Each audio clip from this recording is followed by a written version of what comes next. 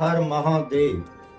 मैं पंडित विपिन कुमार आदिदेव ज्योतिष केंद्र से आपसे बात कर रहा हूँ। भाद्रपद मास में शुक्ल पक्ष में जो एकादशी आती है उसको पद्मा एकादशी कहते हैं। इस एकादशी को वामन एकादशी भी कहते हैं। पौराणिक कथा के अनुसार जब भगवान विष्णु शेषनाग पर 4 मास के लिए सोते हैं तो एकादशी के दिन करवट लेते हैं। इसीलिए इसको परिवर्तनी एकादशी भी कहते हैं। जो इस एकादशी का व्रत रखता है और कथा सुनता है उसको तीनों देवों ब्रह्मा विष्णु महेश की पूजा का फल मिलता है।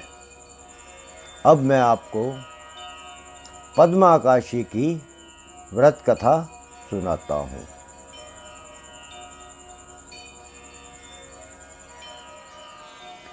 पद्मा एकादशी व्रत कथा। त्रेता युग में राजा बलि नाम का एक राक्षस हुआ था। वह परम ज्ञानी और भगवान विष्णु का नित्य पूजन अर्चन और नित्य यज्ञ करता था, परंतु वह भगवान विष्णु की निर्धारित व्यवस्था का विरोध भी करता था। अपनी भक्ति और यज्ञों के प्रभाव से इंद्रलोक पर भी अपना अधिकार करके राजा बलि ने इंद्र आदि सभी देवताओं पर विजय प्राप्त कर ली थी। एक दिन सभी देवता एकत्रित होकर सोच विचार कर भगवान विष्णु के पास गए और नमस्तक होकर भगवान की स्तुति की।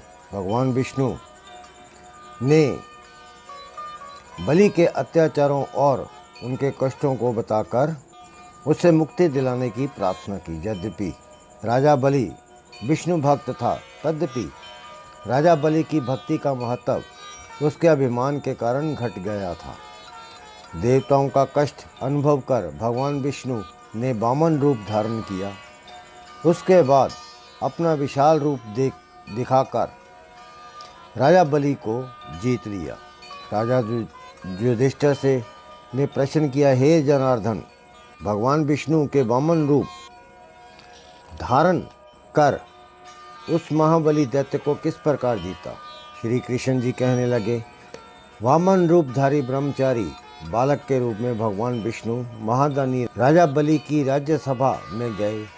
3 पग भूमि की याचना की, अर्थात 3 पग भूमि का दान मांगा। महादानी होने का अभिमान रखने वाले राजा बलि ने इस याचना को तुच्छ मानकर 3 पग भूमि का संकल्प कर दिया।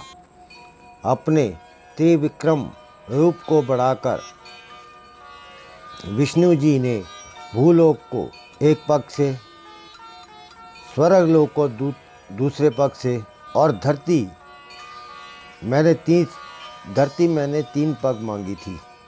राजा बलि को बताया, तीसरा पग कहाँ रखूं? बलि को अच्छे भक्त थे, प्रभु की कृपा पाने के उद्देश्य से सिर झुकाकर खड़े हो गए। प्रभु अपना तीसरा पग यहाँ रखे। यह सुन भगवान ने बलि के मस्तक पर पैर रख दिया। भक्त बलि पाताल को चला गया। फिर भक्त बलि की विनती और नम्रता को देखकर भगवान विष्णु ने वरदान देकर कहा कि बलि, मैं सदैव तुम्हारे निकट ही पाताल लोक में ही रहूँगा। बलि के कहने पर भाद्रपद शुक्ल एकादशी के दिन बलि के आश्रम पर विष्णु का एक स्वरूप स्थापित हुआ और दूसरा क्षीर सागर में नाग की शैया पर शयन करता है। हे राजन, इस एकादशी को भगवान शयन करते हुए करवट लेते हैं। उसी दिन लिए तीनों लोकों के स्वामी भगवान विष्णु का इस दिन पूजन करना चाहिए। तांबा, चांदी, चावल और दही का दान करें। दान करने का अभिमान होने पर भगवान से क्षमा मांगनी चाहिए।